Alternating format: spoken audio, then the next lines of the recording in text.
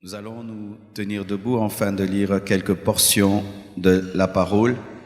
Aujourd'hui, mon sous-thème dans ce thème, le jeûne que Dieu agrée, mon sous-thème c'est les péchés de la langue. Les péchés de la langue. Tu peux dire ça à ton voisin, les péchés de la langue. Ton voisin de gauche, ton voisin de droite, celui de devant, celui de derrière, celui qui te sourit. Amen. Jacques 1, verset 26. La Bible dit, si quelqu'un croit être religieux, sans tenir sa langue en bride, bride c'est dire discipline, parce qu'on bridait les chevaux, afin de les dompter, de les conduire, on mettait un mort, quelque chose dans leur bouche pour les diriger avec des fils. Si quelqu'un croit être spirituel, sans tenir sa langue en bride, sans discipliner sa langue, mais en trompant son cœur, sa spiritualité est vaine. Amen. Quelqu'un qui dit être spirituel, mais qui ne discipline pas sa langue, n'est pas spirituel. Jacques 3, verset 5. De même, la langue est un petit membre et elle se vante de grandes choses. Voici comme un petit feu peut embraser une grande forêt. La langue est petite, mais elle peut détruire toute ta vie. Elle peut détruire ton jeûne, elle peut détruire ta prière, elle peut détruire ton ministère, elle peut détruire ton foyer, elle peut détruire tes amitiés, tes relations. La petite langue que tu as dans ta bouche, qui n'a que quelques centimètres, toute petite, qu'on ne voit presque pas, cette langue-là est un feu. Comme un petit feu peut brûler toute une forêt, cette petite langue-là, au-delà d'une forêt, peut brûler toute ta destinée. Il y a des gens qui ont des problèmes dans leur vie. C'est seulement parce qu'ils ne savent pas parler. C'est tout leur problème. Ils n'ont pas d'autres problèmes. Et même dans le domaine du jeûne, de la prière, la langue est capable de brûler tes prières et Dieu ne t'exauce pas. Et au verset 6, la langue aussi est un feu. C'est le monde de l'iniquité. La langue est placée parmi nos membres, suyant tout le corps et enflammant le cours de la vie, étant elle-même enflammée par la gêne.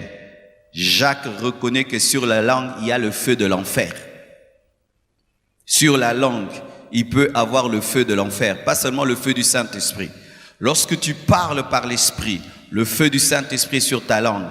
Mais quand tu parles dans la chair, c'est le feu de l'enfer qui est sur ta langue. Chaque fois que tu ne parles pas, selon le Saint-Esprit, c'est le feu de l'enfer qui est sur ta langue. Et au verset 8, mais la langue, aucun homme ne peut la dompter. C'est un mal qu'on ne peut réprimer. Elle est pleine d'un venin mortel. L'homme peut dompter des navires, dompter de l'eau, dompter le feu, dompter des chevaux, dompter le tigre. Mais pour cette langue-là, l'homme est incapable de dompter la langue. Seul le Saint-Esprit est capable de dompter la langue. Si tu es chrétien, tu n'abandonnes pas ta langue au Saint-Esprit, tu n'arriveras jamais à la dompter et tu auras des problèmes malgré que tu as le Saint-Esprit.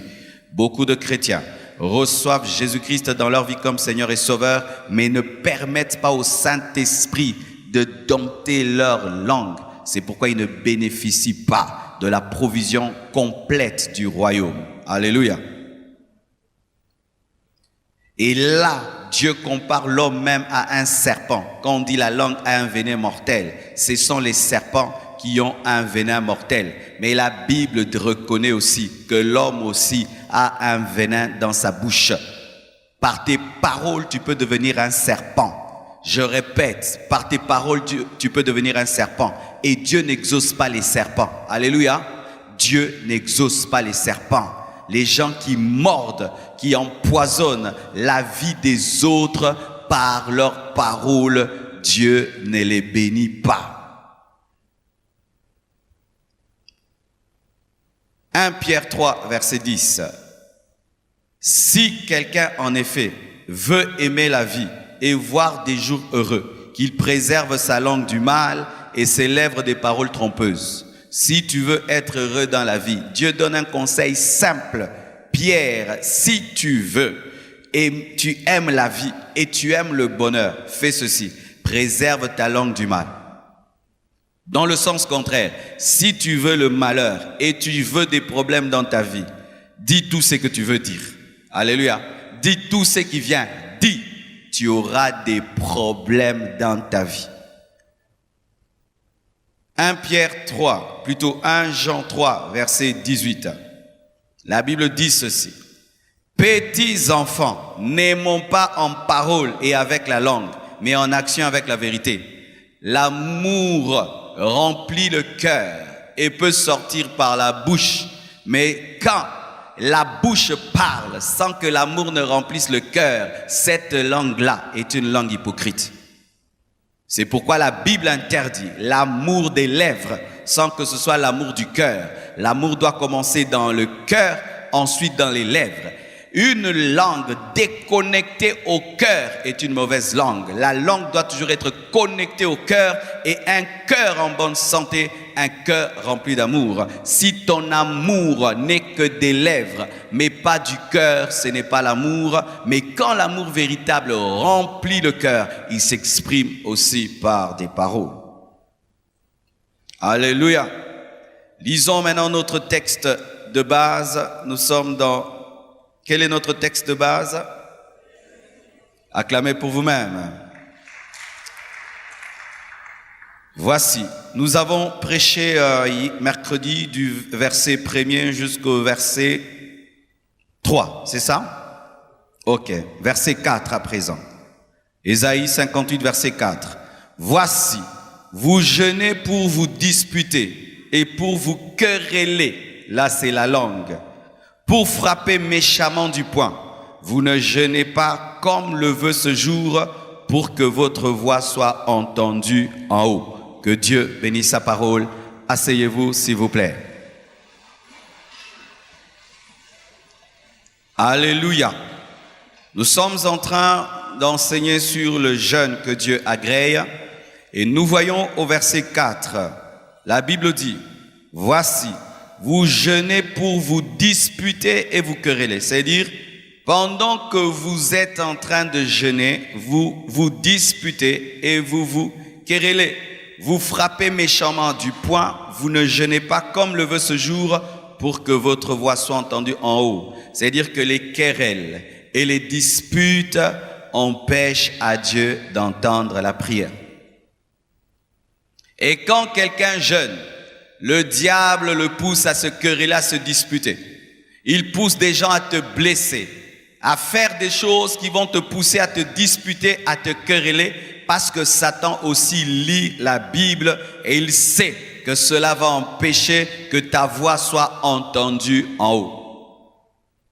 Un homme qui ne sait pas utiliser sa voix en bas ne sera pas entendu en haut. La manière dont tu parles en bas avec les hommes détermine la manière dont Dieu va entendre ta voix quand tu lui parleras. Un homme qui ne sait pas parler aux hommes ne sera pas exaucé par Dieu quand il parlera à Dieu. Un homme qui ne sait pas parler aux hommes ne sera pas exaucé quand il va commencer à parler à Dieu. Si tu ne sais pas parler aux hommes, Dieu ne t'exaucera pas quand tu lui parleras. Pourquoi? L'homme est créé à son image, à sa ressemblance. Tu n'as jamais vu Dieu. Alors si tu ne peux pas aimer ton prochain que tu vois et bien lui parler, comment peux-tu dire que tu aimes Dieu que tu n'as jamais vu? Quand tu parles à Dieu, tu es doux.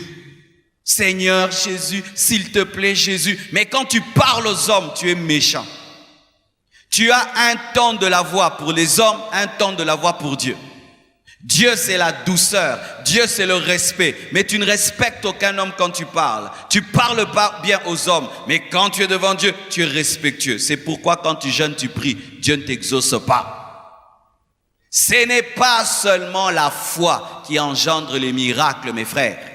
Ce n'est pas seulement avoir la foi. Dieu peut tout. Non. Notre manière aussi de parler aux hommes détermine comment Dieu entendra nos voix en haut. Et aujourd'hui, je veux nous parler des péchés de la langue. Le plus grand péché de la langue que nous connaissons, c'est le mensonge. Alléluia. Les mensonges.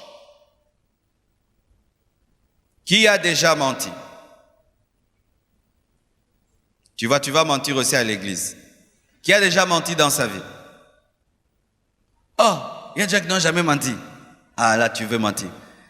Qui n'a jamais menti? Qui a déjà menti? Vous voyez? Mais si je pose la question ici, qui a déjà pratiqué la sorcellerie? Il y a peu de gens qui ont pratiqué la sorcellerie. Si je pose la question, qui a déjà été dans l'occultisme? Il y a peu de gens qui étaient des occultistes. Qui a déjà volé? Il y a peu de gens. Mais pour ce qui est de mentir, tout le monde se retrouve dedans. Pourquoi? Les péchés de la langue sont très faciles. Très, très faciles.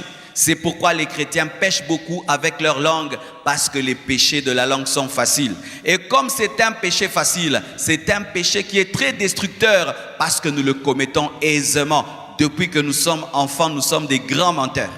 Nous mentons quand nous avons renversé de l'eau, quand nous avons cassé la tasse, quand nous avons cassé le verre. Et les parents ne nous ont pas tapés parce qu'on a menti que c'était l'autre. Et depuis que tu es enfant, tu es un menteur et tu peux continuer à l'être jusqu'aujourd'hui. Dieu n'exauce pas la prière des menteurs. Mon frère, si tu es dans le mensonge et tu jeûnes, tu pries, Dieu ne t'exauce pas. La manière dont tu parles sur la terre détermine comment Dieu t'exauce au ciel. Mentir, c'est quoi? Ne pas dire la vérité. Pourquoi nous mentons souvent? Parce que dire la vérité amène des problèmes. Aujourd'hui, dans ce monde, si tu dis la vérité, tu auras des problèmes. Et beaucoup de chrétiens ont appelé le mensonge sagesse. C'est la sagesse, c'est la stratégie. Et ils utilisent quoi? Les paroles d'Abraham qui a dit que sa femme n'était pas sa femme. Ils utilisent aussi la ruse de David qui avait fait semblant d'être fou. Mon modèle n'est pas Abraham. Mon modèle n'est pas David. Mon modèle, c'est Jésus. Si Jésus a menti, je mentirai. Mais si Jésus n'a jamais menti, je dirai la vérité. Et Jésus a dit la vérité même quand on pouvait le tuer. Alléluia. C'est Jésus ton modèle en parole. Ce n'est pas Abraham, ce n'est pas David. C'est Jésus ton modèle en parole. Oh non, il y a tel frère très spirituel. Des fois, il ment pour se sortir des problèmes. Ce n'est pas ce frère spirituel-là qui est ton modèle. C'est Jésus ton modèle. Mes frères et sœurs, arrêtons cette vie chrétienne sans bilan. Moi, je n'aime jamais faire des choses pour les faire. Je réfléchis toujours. Je fais ça. Est-ce que ça marche? Quelqu'un qui tous les jours de sa vie sème sur ce ciment, année après année, sans faire le bilan si ça pousse ou pas, n'est pas sage. Toute ta vie, tu pries. Mais fais le bilan de ta vie de prière. Pourquoi tu pries, Dieu ne t'écoute pas? Peut-être tu sèmes sur le ciment. Tu es un menteur. Tu es un menteur, mais qui prie beaucoup. Alors quand tu parles à Dieu, ta bouche sent mauvais. Il n'y a pas le parfum dans ta bouche. Arrêtons de mentir. Arrêtons de corrompre. Arrêtons toutes ces choses-là qui, dans la bouche, ne sont pas de Dieu. Le mensonge, c'est dire le contraire de la vérité à 100%. À 100%.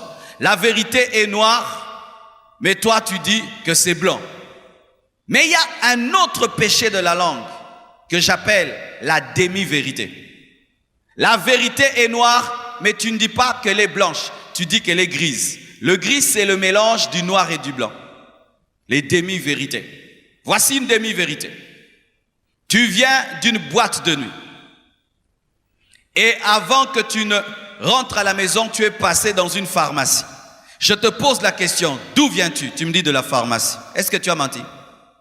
Est-ce que tu as dit tout? C'est ça la demi-vérité. Tu viens d'une boîte de nuit. Après la boîte de nuit, tu passes à la pharmacie parce que tu as tellement bu que tu as eu des maux de tête, tu t'achètes un Novalgine et puis tu rentres à la maison. Mais quand on te pose la question consiste à connaître tout ton parcours. Qu'est-ce que tu as fait pendant toute la journée? Mais toi, tu prends une partie que tu peux dire et tu caches l'autre. Tu dis, j'étais à la pharmacie. Tu as fait une demi-vérité. Et la demi-vérité est un mensonge. Ananias et Saphira avaient apporté une demi-vérité. Ils ont apporté la moitié. Ils n'avaient pas tout pris. Ils ont apporté la moitié. Quand on se sanctifie, bien-aimés frères et sœurs, on quitte les demi-vérités. Quand on est un vrai chrétien, on dit toute la vérité. Tu viens d'où? J'étais dans la boîte et puis j'étais à la pharmacie. Comme ça, la personne peut t'aider pour te dire, il n'est pas bon d'aller dans les boîtes de nuit, ça te détruit. Mais quand tu ne dis qu'une partie, il va maintenant te donner des conseils sur la pharmacie. C'était quelle pharmacie telle? Non, ce n'est pas une bonne pharmacie, il faut aller dans telle pharmacie. Alors que ton vrai problème, ce n'est pas une bonne pharmacie, tu es lié à une vie de boîte de nuit. C'est comme quelqu'un qui ment un médecin. Tu as mal à la tête, mais tu dis que tu as mal au pied. Je te donne les médicaments pour le pied. Est-ce que vous dites toute la vérité? Vous dites toutes les vérités? Ou vous cachez en partie? Et d'autres, votre vie, ce n'est que le mensonge et des demi-vérités toute ta vie. Et même ceux qui nous suivent à l'étranger, des gens qui mentent sur leurs documents, leur nom, leur mariage, mais il faut voir des gens qui ne sont pas mariés, mais qui disent qu'ils sont mariés, ils font des faux mariages, ils font des faux documents, ils ont des faux noms, d'autres changent leur âge, il a 40 ans, il dit qu'il a 27 ans, et toute sa vie, il ne fait que dire qu'il a 27 ans. Beaucoup même de sportifs mentent sur leur âge. Pourquoi? Pour continuer à jouer à un ballon, tu deviens un menteur et tu vas en enfer parce que tu voulais jouer à un ballon. Des demi-vérités pour voyager. Mes frères et sœurs, quand on est chrétien, on dit la vérité.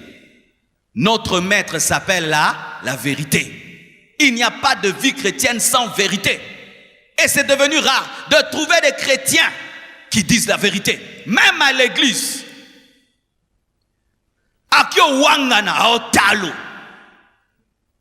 Les chrétiens mentant et te regardant.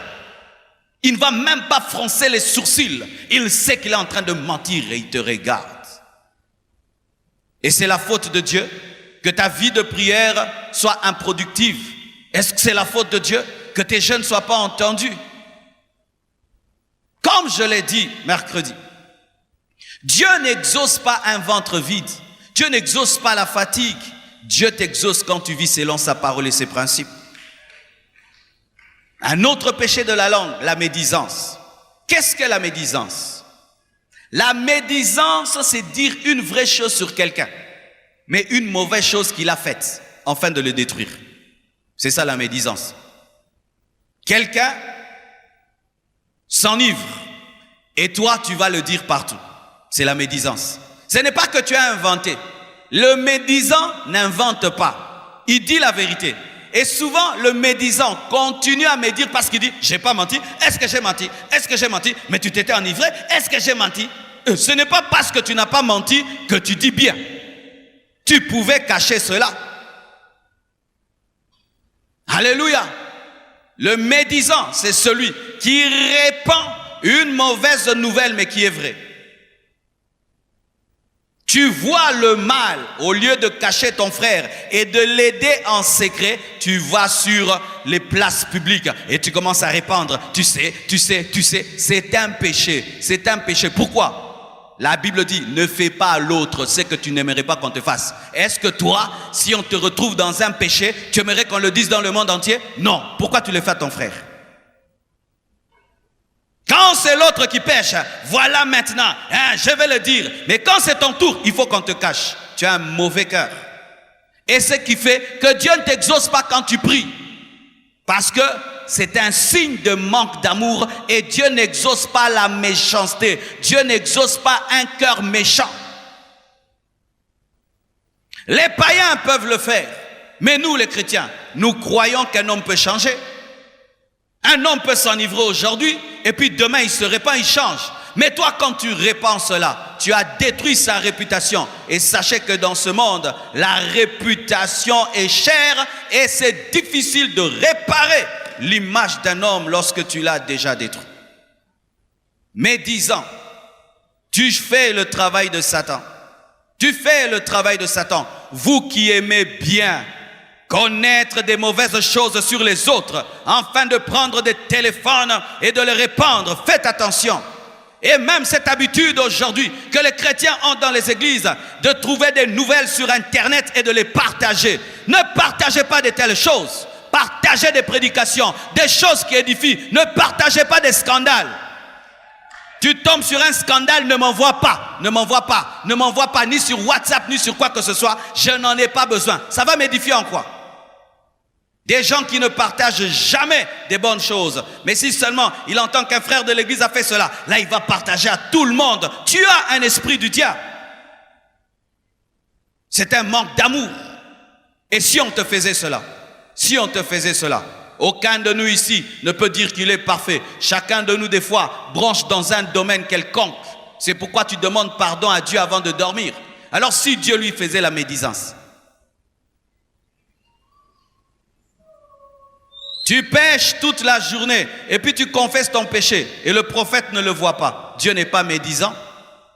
Sinon Dieu allait commencer à révéler même les confessions au prophète. Mais le prophète ne peut pas voir un péché confessé parce que Dieu l'a effacé.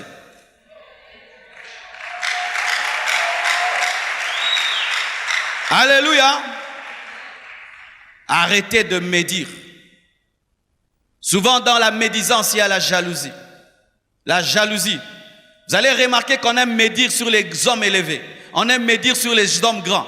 Quand tu vois quelqu'un qui aime médire que sur les hommes grands, c'est la jalousie. Il faut aussi médire sur le pousse-pousseur. Il faut aussi médire sur les gens qui ne sont pas connus. Mais quand la médisance n'est que sur les hommes grands, en soi, c'est la jalousie. Tu aimerais qu'ils te ressemblent, qu'ils descendent, qu'ils sont comme toi. C'est souvent la jalousie. C'est pourquoi vous voyez dans le monde, quand on fait des journaux, on parle plus des scandales des grands. Jamais des petits. Pourquoi? Ça ne va pas pousser les gens à acheter le journal. Médisance. Et quand vous faites maintenant des groupes de médisance, c'est la malédiction. Les chrétiens doivent faire des groupes de prière où vous vous rencontrez à trois, vous priez, vous jeûnez. Pas vous vous retrouvez, vous parlez du mal des gens, vous parlez des choses, tel a fait, tel a fait, tel a fait. Ça vous rapporte quoi? La médisance te vide spirituellement. Ça diminue la plénitude du Saint-Esprit. Je te dis, teste cela. Tu es rempli du Saint-Esprit après des moments de prière et puis tu médites. Tu vas sentir que la dose a diminué. Vrai ou faux? Vous savez pourquoi la dose diminue? Lorsque tu es rempli du Saint-Esprit et tu dis la parole et tu dis la vérité, la plénitude augmente. Comme là, pendant que je prêche, je suis en train de parler, mais la plénitude ne diminue pas parce que je suis en train de dire la parole et la vérité. Mais si pendant que je prêche seulement, je commence à dire n'importe quoi, directement l'onction va diminuer. C'est toujours ça, c'est ça le principe. Et dans ta vie, quand tu es à la maison et tu ne fais que parler du mal des gens, toutes ces onctions que tu reçois dans la prière sont perdues pour rien. Tu n'as ni prêché avec, ni prié avec, ni imposé les mains à quelqu'un. C'est parti comme ça, en train de chip, chip, chip, chip, chip. Tu passes 3 heures du temps à genoux, affamé, pour que Dieu te oigne, et puis tu prends cette onction, tu la répands par terre. Tu n'es pas intelligent. Gardez vos langues. Lorsque tu vois le mal, garde ça pour toi. Fais-en un sujet de prière, un sujet d'intercession. Tu vas remarquer dans ta vie, ce sera difficile de médire sur la vie de quelqu'un qui est dans ta liste de prières.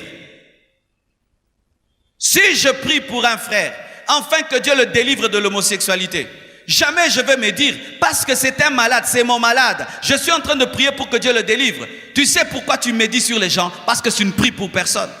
Tu es un chrétien sans amour. Tu ne pries pour personne. Tu n'as le souci de personne. Alors tu peux détruire la vie de tout le monde parce que tu n'as le souci de personne. Avez-vous déjà vu un médecin médire sur son malade? Les médecins, ils savent quand même telle autorité a le sida, telle autre a ceci. Vous avez déjà entendu un médecin le dire? Jamais. Pourquoi? Il espère la guérison. Mais nous sommes plus que des médecins. Nous sommes le sel de la terre, la lumière du monde. Et tout ce temps que nous passons à dire le mal des autres empêche à Dieu de nous exaucer, mes frères. Quand vas-tu arrêter de parler mal? Quand vas-tu accepter que le Saint-Esprit discipline ta bouche? Car c'est avec la même bouche que nous prions. C'est avec la même bouche que nous bénissons. C'est aussi avec la même bouche que nous médisons. Et la Bible dit, comment d'une seule source peut sortir de l'eau amère et de l'eau potable? Comment, frère? Ta même bouche qui parle en langue, c'est elle qui médit. Tu es en train de salir ta bouche, alors que ta bouche est un instrument de puissance, un instrument de guérison. Ta bouche devait atteindre le niveau quand tu parles, aucune de tes paroles ne tombe à terre, comme Samuel. Quand tu déclares, ça arrive toujours. Quand tu dis à quelqu'un quelque chose, ça lui arrive toujours. Quand tu donnes à quelqu'un un conseil, il sent le feu, mais tu parles, il n'y a rien. Tu dis des choses, il n'y a rien. Pourquoi? Une mauvaise utilisation de la bouche. Regardez quelqu'un qui pile tout le temps le piment dans un mortier. Qu'est-ce qui se passe? Le jour où même vous prenez les bananes et vous mettez dans ce mortier et vous pilez, qu'est-ce qu'il y aura? Les bananes auront le goût et l'odeur du piment. Et quand tu ne fais que médire, même quand tu prêcheras, tu prieras, ça aura toujours le goût et l'odeur du piment, des médisances. Et ça fera manquer à ta bouche, qui est l'un des instruments puissants de ta vie, la puissance. Parce que les chrétiens, c'est la bouche. Avec la bouche, nous prions. Avec la bouche, nous prêchons. Avec la bouche, nous nous adressons aux hommes. Avec la bouche, nous nous adressons à Dieu. C'est un instrument dont il faut prendre soin. Où tu regardes, du matin au soir, tu n'as parlé du mal de personne. Tu dors tranquillement et tu vas sentir, tu es rempli de l'esprit. Quand tu vas te tenir devant Dieu la nuit, tu sens la plénitude de l'esprit. Sinon, ce sera quoi? Tu te tiendras toujours devant Dieu comme un ballon dégonflé. Dégonflé par quoi? Une mauvaise utilisation de la bouche pendant toute la journée. Et si tu as quelqu'un dans ta vie qui a cet esprit de médisance, parce que certains médisants, ce sont des fournisseurs, d'autres des consommateurs. Il y a des gens, si personne ne lui amène la médisance, il ne médit jamais. Il faut que le fournisseur vienne lui fournir. Alors tu dois te désabonner. Alléluia. Oui, tu as un ami là, lui il connaît tout ce qui se passe à Kinshasa. Tout ce qui se passe à l'église, il connaît tout sur tout. C'est lui qui te fournit. Et quand il te fournit, tu commences maintenant à médire. Il faut te désabonner. Il faut lui dire, frère, ne viens jamais plus me dire des bêtises. Amen. Hein? Si tu viens me parler, parle-moi de bonnes choses. Et toi qui connais tout sur l'église, tu es un maudit. Toi qui connais tout, afin de répandre des choses sur les autres, tu es un maudit. Il faut même quitter l'église, laisser les gens tranquilles. Tu décourages les gens, mais tu ne pars jamais. Il faut partir, il faut quitter. Il faut aller dans une autre église ou rester à la maison. Souvent les gens qui ont un esprit de médisance à l'église, ils ne quittent jamais l'église. Ils sont là, afin de médire, répandre. Tu sais, lui, il a fait. Tu vois le prédicateur là, il fait là. Tu vois le modérateur là, il fait là, il fait là, il fait là. Mais il part jamais, mais il décourage les autres. Es-tu différent d'un sorcier? Es-tu différent d'un démon? Quand il y a une bonne nouvelle, jamais tu n'es pressé à la répandre. Mais la mauvaise, tu seras pressé de la répandre. Tu vas charger même les mégabytes, rien que pour appeler. Quand tu es au courant d'un scandale, tu as la démangeaison. Tu as la démangeaison. Tu baves même comme quelqu'un qui est devant une bonne nourriture. Tu dois le dire. Et quand tu le dis, tu sens la joie de le dire. Tu as un mauvais cœur. Tu es un homme mauvais. Tu es une femme mauvaise. C'est pourquoi quand tu pries, il n'y a rien du tout. Même un rhume quand tu pries. Est-ce que les gens guérissent même du rhume quand tu pries? Le rhume, les maux de tête. Toi, tu as déjà prié même quelqu'un, les maux de tête ont été guéris.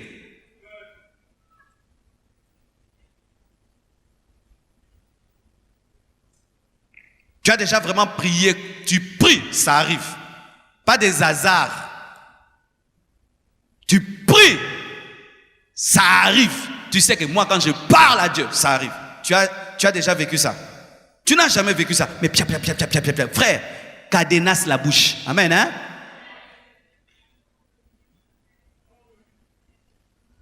Cette année, je suis décidé de vous parler. Amen, hein? Quatrième, le colportage. Le colportage, c'est comme la médisance. C'est quelqu'un qui va d'un endroit à un autre pour dire le mal. Il parle de maison en maison, de personne en personne, pour rapporter, colporter, prendre et amener, prendre et amener, prendre et amener. C'est presque comme la médisance, le colportage. Un autre péché, les insultes. Insultes. Bien-aimés frères et sœurs, un chrétien n'insulte jamais. Jamais. La Bible dit que si tu dis à ton frère insensé, tu es digne de la gêne. Jésus a dit, si tu dis à ton frère qu'il est insensé, Zoba, tu es digne d'aller en enfer, la Bible dit. Talamutu. La Bible dit, tu dis ça, tu es digne d'aller en enfer. Mais souvent, nous le prenons à la légère. Insulte mon enfant devant moi. N'est-ce pas que tu auras des problèmes? Insulte seulement mon fils devant moi. N'est-ce pas que tu auras des problèmes? Des sérieux problèmes. Maintenant, lui, il est le fils du Dieu vivant, tu l'insultes. Tu auras des problèmes, mes frères. Insulte le fils du prince. Insulte-le. Tu vas te retrouver où? En prison, n'est-ce pas? Mais tu insultes qui? Le fils de Dieu. Celui qui est assis à côté de toi, ce n'est pas une personne ordinaire. C'est un chrétien, c'est un enfant de Dieu. Quand quelqu'un dit enfant de Dieu, c'est enfant de Dieu.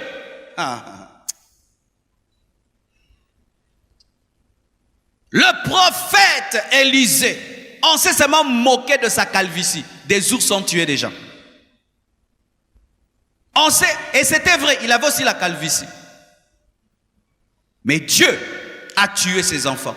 Combien d'ours te tuent? Combien? Tu as été tué par beaucoup d'ours, tu es là. Tes études ne vont plus bien. Tu sais pourquoi? Un ours a tué tes études, a mangé tes études. Depuis que tu as insulté un chrétien, tu as insulté un pasteur.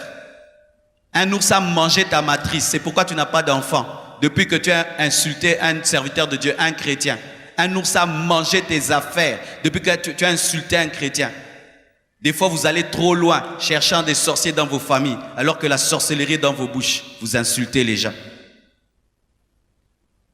Tu vois quelqu'un là, tu l'insultes. Regarde cet homme-là. Et vous insultez et des gens que vous connaissez et ceux que vous ne connaissez pas. Mais vraiment, tu ne t'aimes pas. Hein? Et des gens que tu connais et des gens que tu ne connais pas.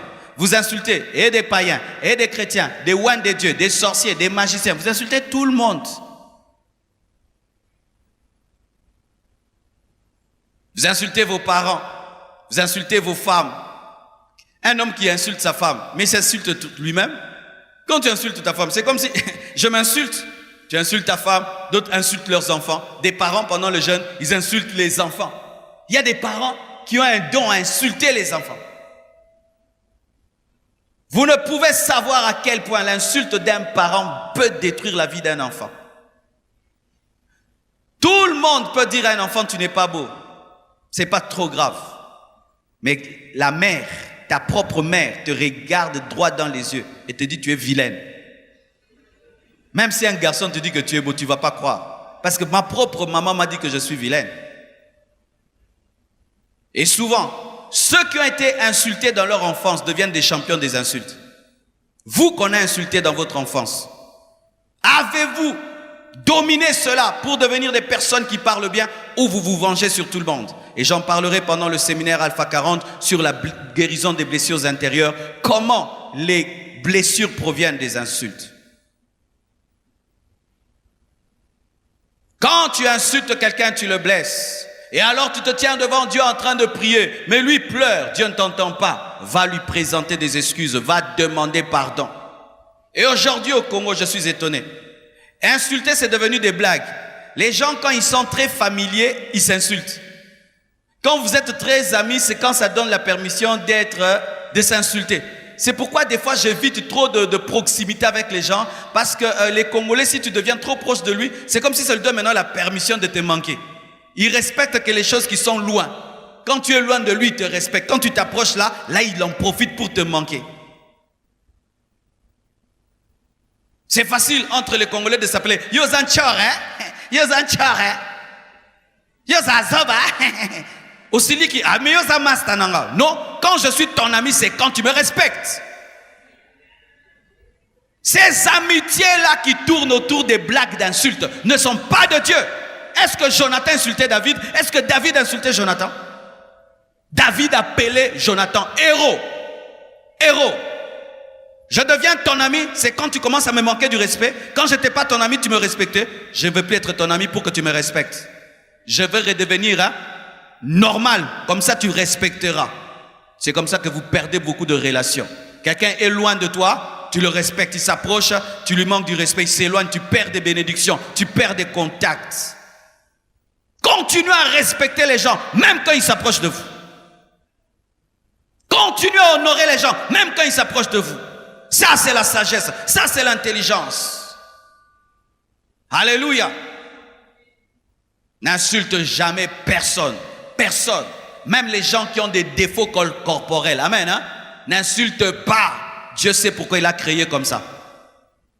N'insulte jamais quelqu'un qui a un défaut corporel. N'insulte jamais quelqu'un qui a un défaut physique. N'insulte jamais. Parce qu'en l'insultant, tu as insulté celui qui l'a créé. Toi, tu as déjà créé un homme. Un seul homme. Tu as déjà créé un homme. Yosoko Keli Mutozande. À ta vélo salaté. Mais tu oses insulter un homme. Connaissez-vous l'homme parmi les hommes les plus intelligents du monde? Parmi les hommes les plus intelligents, parmi les personnes, je crois peut-être c'est la 3e personne la plus intelligente du monde. Vous savez, elle est où? Elle est dans une chaise roulante. Qui le connaissent?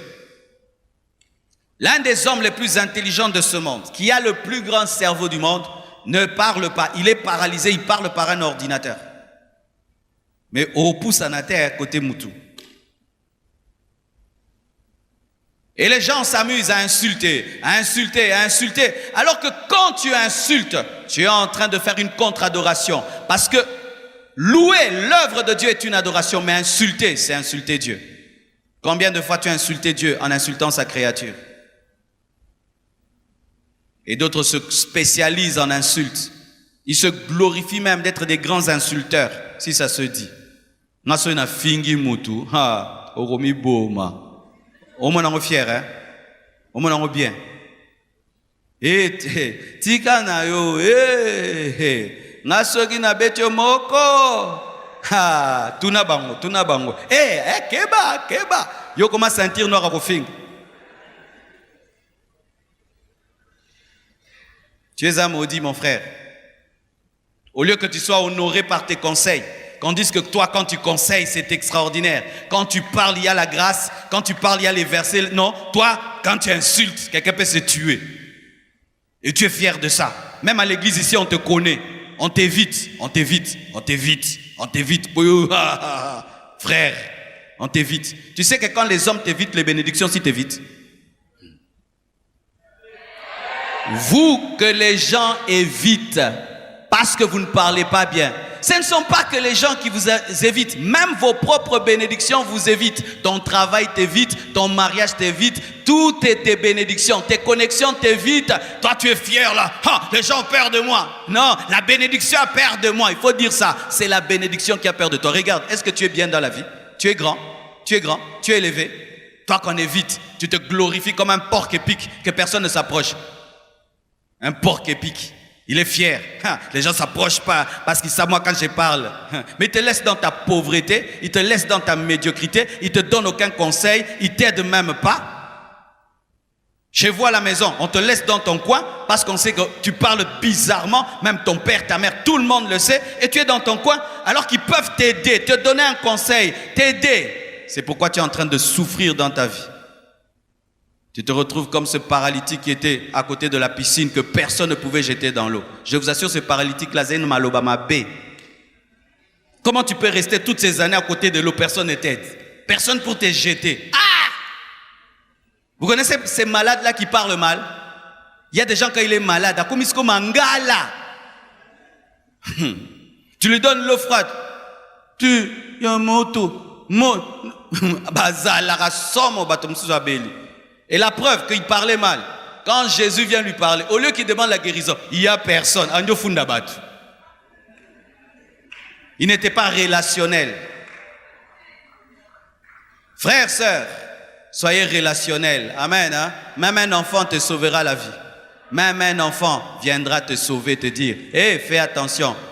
Je connais un grand homme, il fallait qu'on puisse le tuer. Qui l'ont sauvé des Chegues? Viens, te l'es là au fort. Kende Boué, Tobombao. Il a été sauvé. Mais yo, Zoba, Mouyibi, Chegue. Fais attention, n'insulte pas les Chegue. N'insulte pas. Amen. Hein? Si tu n'as pas quoi leur donner, ne donne pas. Mais n'ajoute pas, tu n'as pas et puis tu insultes. Ils peuvent te sauver la vie.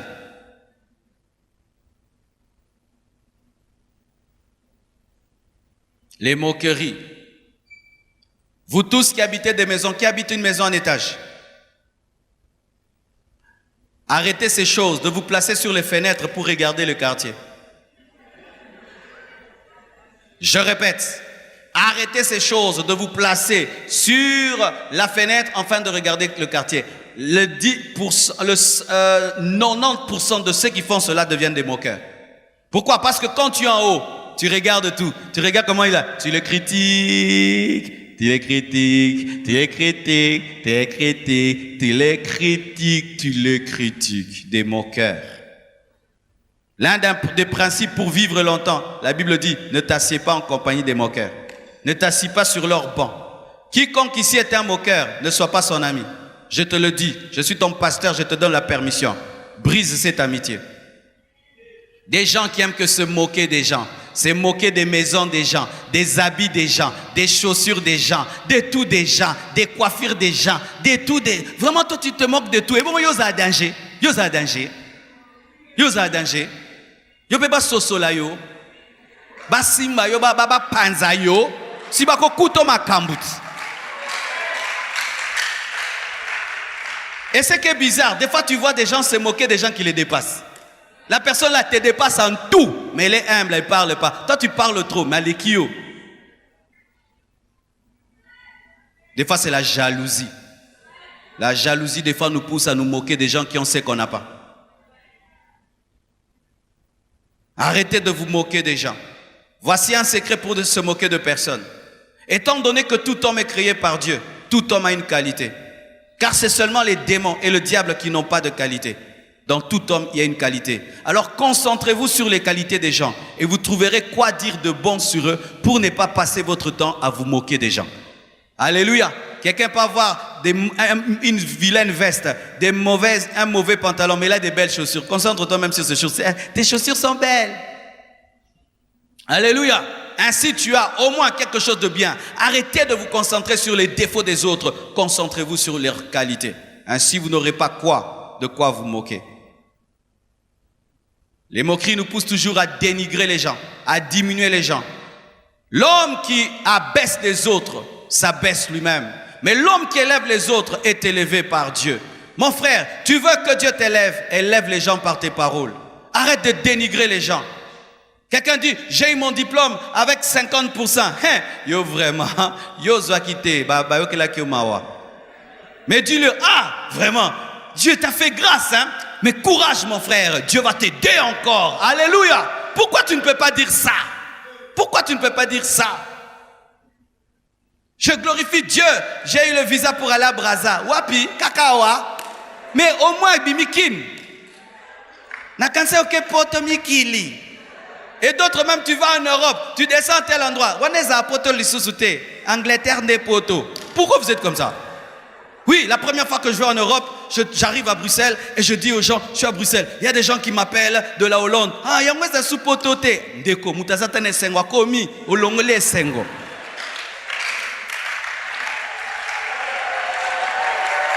Dénigrement.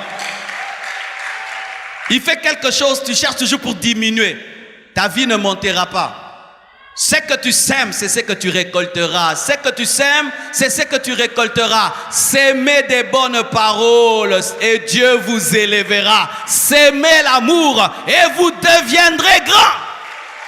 Et vous deviendrez grands, mes frères. Tu vas remarquer les grands hommes, ils trouvent tout beau. Tout beau. Ils apprécient même des choses que tu dis, il n'y a rien. C'est un principe de la grandeur. Apprendre à élever les autres au lieu de les dénigrer, de les diminuer. Ce n'est pas normal, tu es un chrétien, quelqu'un après t'avoir rencontré, au lieu qu'il se trouve plus grand qu'avant, il se trouve petit. Non! Ça, ce n'est pas l'évangile. Jésus-Christ a rencontré Pierre. Pierre était un homme qui n'était pas sûr de lui, mais il en a fait une colonne dans l'église.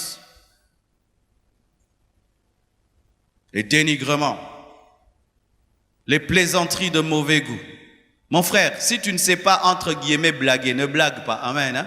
Il y a des gens qui ne savent pas blaguer. Ils font des blagues qui blessent les gens. Vous les connaissez? Il n'a pas le don de blaguer, mais il aime blaguer. Déjà, blaguer, c'est dangereux. Alors, si tu veux, des fois, vouloir faire rire les gens, aie le don. Si tu n'as pas le don, des plaisanteries de mauvais goût. Tu avais l'intention de faire rire l'autre et il s'énerve. Si tu sens ça dans ta vie, tu avais l'intention de faire rire, mais ça se transforme toujours en colère. Laisse, tu n'as pas le don. Laisse, hein? Laisse. Des plaisanteries de mauvais goût. Je vois des fois entre les femmes, il y a certaines femmes qui n'ont pas la grâce d'avoir des longs cheveux. Alors tu vois entre elles blagues. Yo suki manyuka. Suki manyuka. Ayo seka. Nos oxymoninga. Quelqu'un porte une chaussure. C'est votre papa qui t'a donné ça. Hein? Alobi mingi. Quelqu'un porte un habit, tu lui poses la question. C'est un uniforme église Nabino? Moi, je connais ça. Parce que quand j'étais païen, j'étais champion. J'avais un don. Dieu a transformé ce don. Je suis devenu un prédicateur.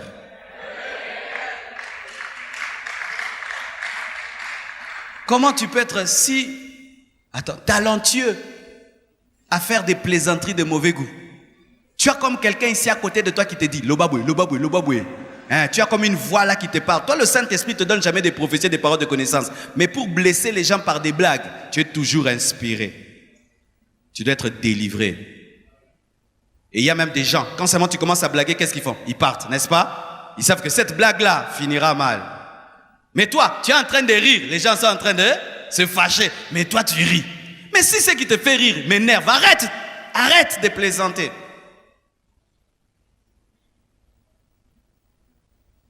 La calomnie. Qu'est-ce que la calomnie? La calomnie, c'est le fait d'inventer une chose, de dire une chose fausse sur quelqu'un. C'est ça, calomnier quelqu'un. Et le diable, c'est le plus grand calomniateur. Et quand tu calomnies les gens, tu deviens disciple de Satan.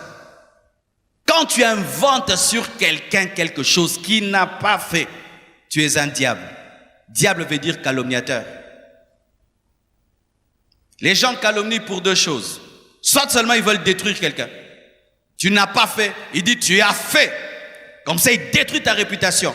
Mais il y a d'autres qui calomnient. Comment? Il entend une information qu'il n'a pas vérifiée et il la confirme. Les choses que vous confirmez sur les gens, vous les avez vérifiées? Est-ce que vous les avez vérifiées? Aujourd'hui, j'étais sur Internet, il y a un site là, c'est un site vraiment très intelligent. Ils ont démontré sur 10 grandes personnalités connues dans le monde, certaines choses qu'on dit sur elles qui sont fausses. Il fut un temps dans ce pays, on avait calomnié la sœur Laure Mbongo. Que non, la sœur Laure Mbongo avait rencontré telle star de la musique mondaine et il avait snobé et tout le reste et il s'était chamaillé au plateau, sur le plateau de la télévision. Bien aimé. Le jour que je vois la vidéo, lorsque ces deux personnes se sont rencontrées, ça s'est passé dans le respect. L'un a encouragé l'autre. Non, le travail que tu as choisi de chanter, c'est un travail vraiment délicat, tout. C'était fini comme ça. Mais il y a des gens qui disent que tel et tel s'était chamaillé au plateau, l'autre est devenue orgueilleuse et vous tous, vous racontez ça.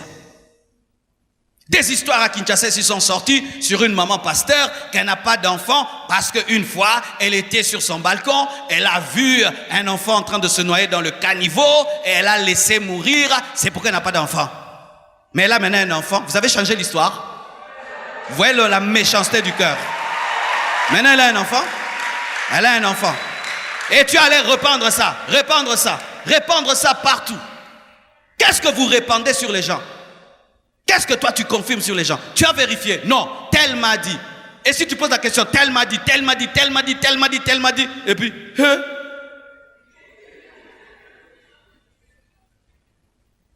vous confirmez des choses. Vous allez sur Internet, vous lisez des choses sur quelqu'un, et puis vous le confirmez. Vous entendez quelque chose, et vous le répandez. Quand il s'agit de vous, vous voulez qu'on vérifie. Mais quand il s'agit des autres, vous répondez. Qui aimerait qu'on puisse confirmer les choses sur lui sans vérifier? Qui? Personne. Même les tribunaux de ce monde. Quand on attrape même quelqu'un, on a la présomption d'innocence. Les païens, dans leur droit, on dit qu'il y a la présomption d'innocence. Mais à l'église, il n'y a pas de présomption d'innocence. Ndenge balobi ezaka bongo mayeninga kapamba pamba te namu pepe ningi sarangoti. Il n'y a pas de fumée sans feu. Un jour, on te fera ce que tu fais aux gens. Un jour, on confirmera quelque chose. Tu n'as pas fait. Bien-aimés frères et sœurs, quand j'étais au début de ma foi, j'étais comme ça. Oh, tel pasteur est magicien. Oh, magicien. Tel magicien. Je croyais facilement. Un jour, Dieu m'a dit, tu sais, quand je t'élèverai, on dira que tu es si magicien. J'ai dit, oh, moi, jamais. Je n'ai pas touché à la sorcellerie. Dieu me dit, tu verras. Et quand Dieu me parle comme ça, je sais toujours que, il y a leçons. Aujourd'hui, il y a des endroits où Marcelo, ce n'est pas un vrai pasteur, magicien. Omi tu n'as pas inconscient, qui est inconscient, ton non conscient. Quelqu'un affirme, il affirme vraiment. Omi tu n'as. Oh le belangato, Marcelo bazami balé. Et vous tous ici, pour eux, vous êtes des envoûtés, que je vous envoûte. Hein? Mais si quelqu'un est dans une loge, il faut aller chercher son nom. Quelqu'un qui peut être franc-maçon mais né dans aucune loge. Loge à moi, mais il y a des gens qui affirment. Alors quand cela m'est arrivé, des gens qui ne te connaissent pas, ils affirment que tu es magicien. Je dis, oh, donc moi aussi, quand je croyais facilement, il se pourrait aussi que j'avais affirmé des choses qui n'étaient pas vraies. Faites attention mes frères et sœurs. Tu affirmes des choses sur quelqu'un qui sont fausses. La personne va pleurer devant Dieu. Elle dit, Seigneur, combat tous mes ennemis, frappe-le. Tu es parmi eux. Oui. Quelqu'un jeune, il dit, Seigneur, mes ennemis, justifie-moi, justifie ma réputation. Père! Dieu dit, ok, je vais le faire. Et toi, tu es parmi ces gens qui sont en train de détruire sa réputation. Quand vous avez une information sur quelqu'un, ayez l'amour. Posez-vous toujours la question, est-ce que c'est vrai? Tel est homosexuel, tel est homosexuel. Est-ce que c'est vrai? Est-ce que tu es sûr? Je suis allé une fois à Lubumbashi. Dans ce voyage, la première fois quand j'arrive, j'étais seul. Tout le monde à l'hôtel voyait le pasteur Marcelo tout seul. 3 jours après, Maman Blanche est venue. Et quand elle est venue, elle est arrivée à l'hôtel, elle s'était habillée, elle était en jupe, blouse. Vraiment, elle était très, très, très cool, classe. Elle n'avait pas porté de pagne ni de foulard. Et moi, je suis allé la prendre et pour l'amener dans la chambre. J'ai remarqué les gens au comptoir là. J'ai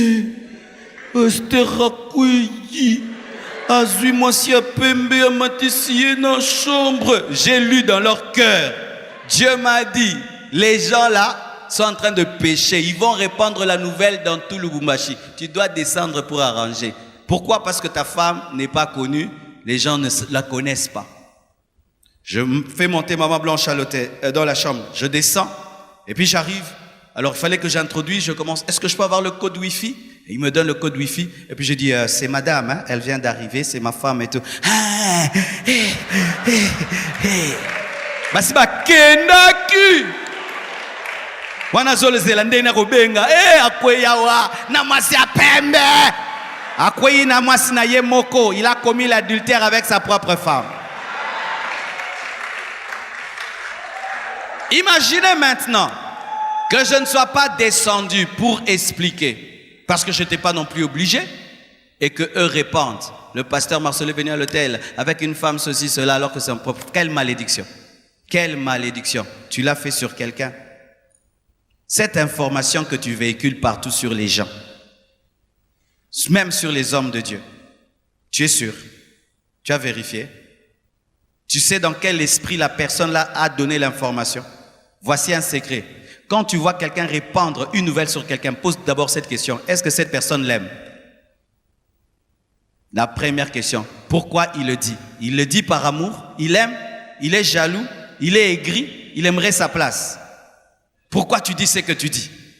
Je viens là, je viens te dire, tu vois le frère Sion, il a fait ça. Tu dois te poser, pourquoi le pasteur peut venir me parler de Sion? Tu dois être intelligent. Pourquoi? Parce que derrière chaque action, il y a une motivation. Alléluia. La vulgarité. Dites la vulgarité. J'ai rien contre les Mongos, mais souvent il y a un problème avec les Mongos. Les Mongos ont une vulgarité naturelle, une vulgarité tribale. La vulgarité, c'est dire des insanités, mais sans se sentir sale.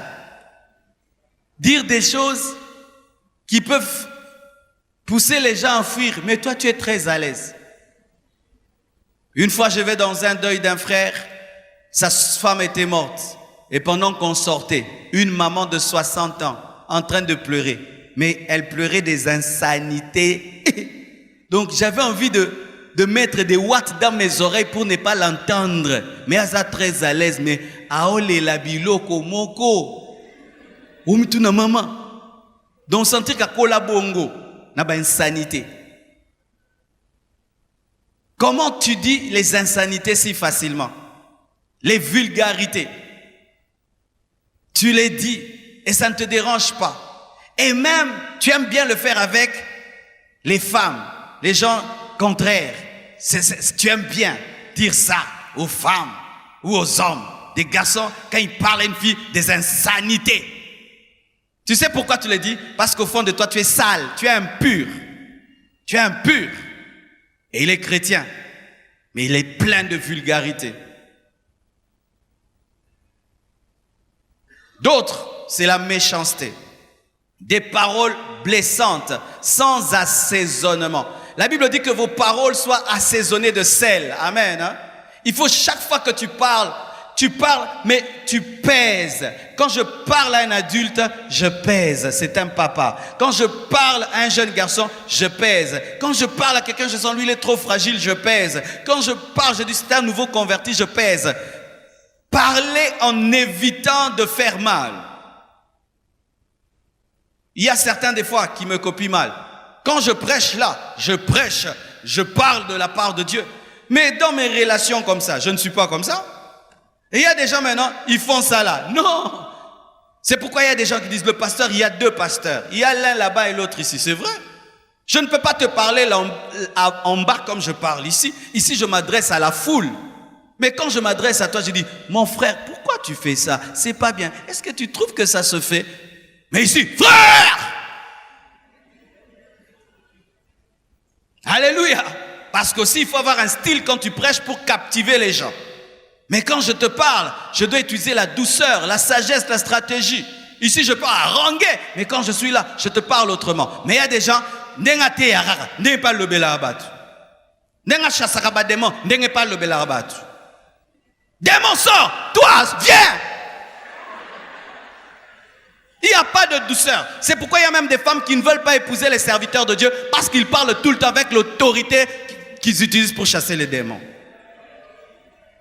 Tous les enfants dans la chambre, tous les enfants, venez à genoux, levez les mains, priez. Éteignez la télévision. Alléluia. Pourquoi tu as des mauvaises réponses? Les gens se blessent tout le temps ici à l'église. Les gens ne savent pas répondre aux autres. Quelqu'un, s'il te parle avec douceur, réponds-lui avec douceur. S'il te parle méchamment, ne lui réponds pas méchamment.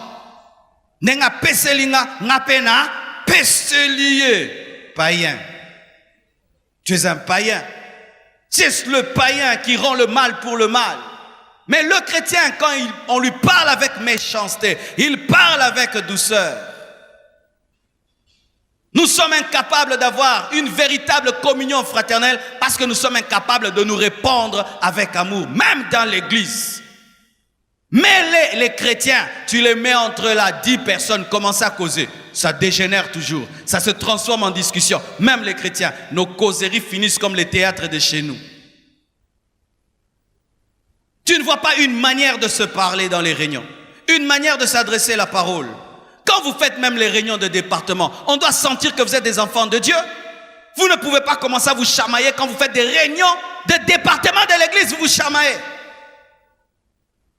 Les choses de Dieu, vous êtes en train de vous chamailler comme si c'était un club, comme si c'était le Sénat ou le Parlement. Même les choses de Dieu, des réunions d'église, des réunions de département, on ne peut pas attendre que l'autre finisse la phrase et placer sa phrase. On se coupe, on se blesse.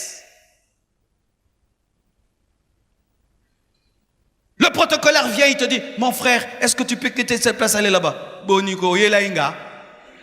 Alors que le protocolaire sait que là, on est en train de construire, il y a un trou là, tu vas tomber. Yelainga, les gars, batum sous.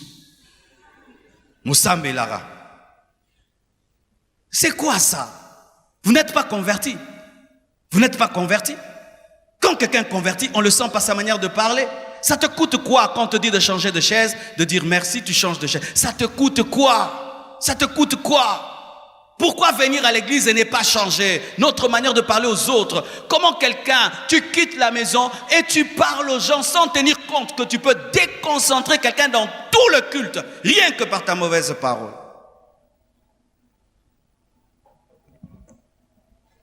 Dieu m'a fait grâce d'avoir été un frère qui a presque tout fait à l'église.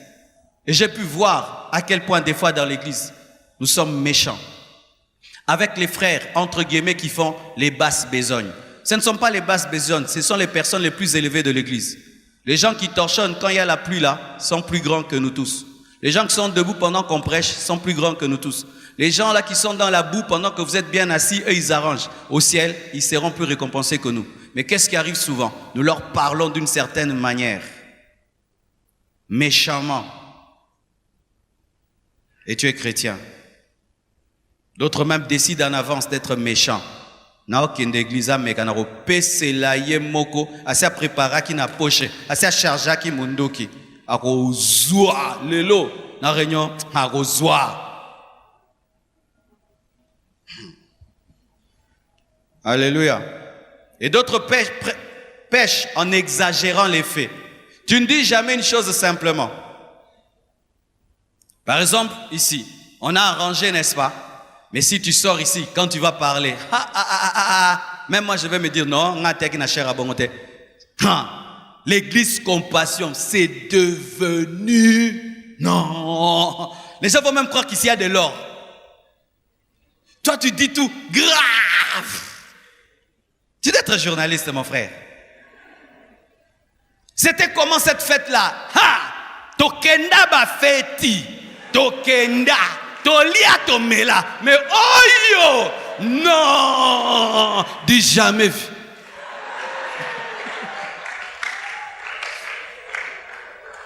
Pourquoi tu ne dis jamais les choses telles qu'elles sont? Pourquoi tu exagères toujours? Tu dois mettre un peu de sel, tu dois ajouter, aggraver. C'est ce qui fait même que quand tu deviens serviteur, tu vas commencer à mentir sur les témoignages. Tu pries, un paralytique marche, tu dis, c'était terrible, des paralytiques, un paralytique est comme il dit. Frère, le S là c'est le mensonge, tu as mis D, S, D, c'était un D. Frère, c'était comment quand tu as prêché? C'était une gloire incroyable. On est recru que nous étions dans la chambre haute, comme au temps de Wesley de Finney. La gloire, bien-aimé, arrête. Les exagérations, c'est le mensonge. Vous êtes à combien de membres? 12 000 déjà. 12 000. Vous avez quitté combien? 2 000.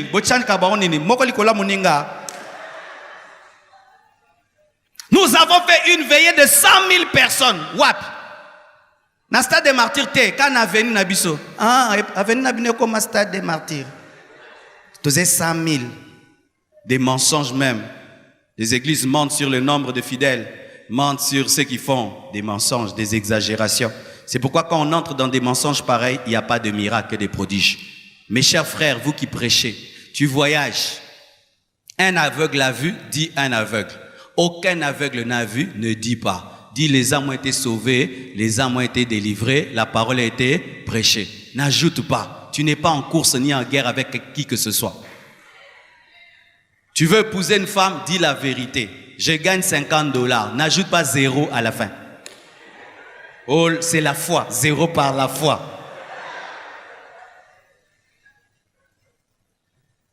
Quand j'étais jeune, j'ai menti en exagérant.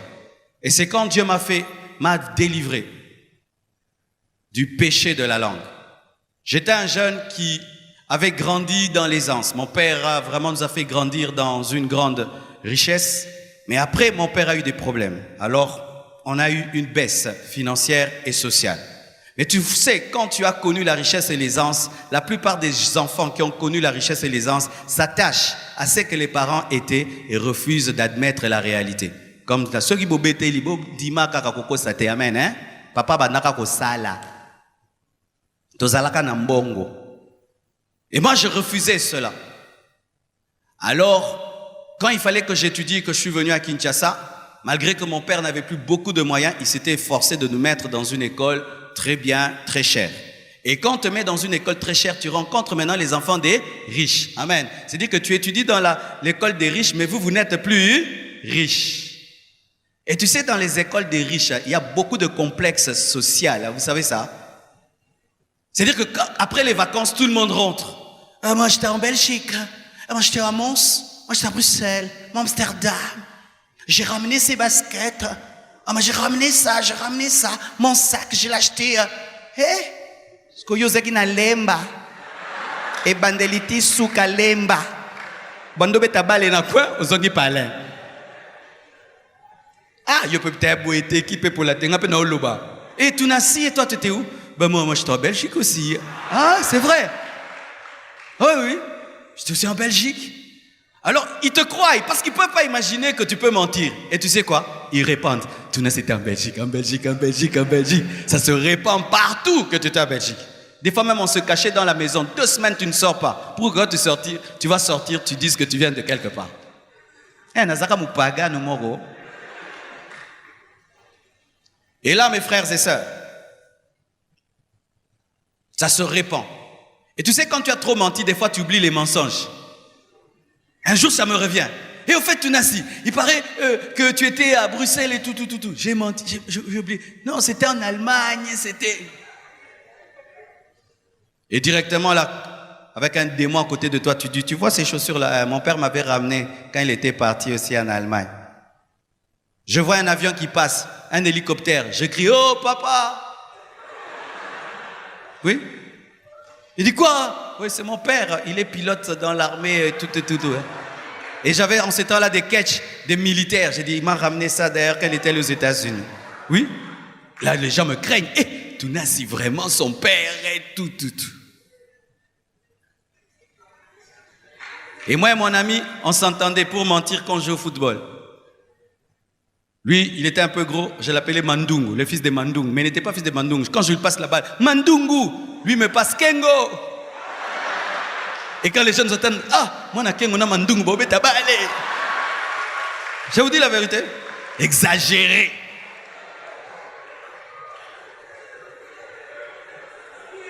Oh, c'est pour ça là, moi. Hein? Et vous savez quoi? Le jour que je me convertis, je reçois Jésus comme Seigneur et Sauveur. Il me dit, va dire la vérité à l'école. Je dis, Seigneur, tu vas dire la vérité. Tu as besoin de cette vérité, de ce mensonge? Non, va dire la vérité. Parce que si tu es dans un mensonge de grandeur, tu ne seras jamais grand. Tu dois accepter ta faible condition, que les gens te reconnaissent tel que tu es pour que Dieu te prenne et t'élève.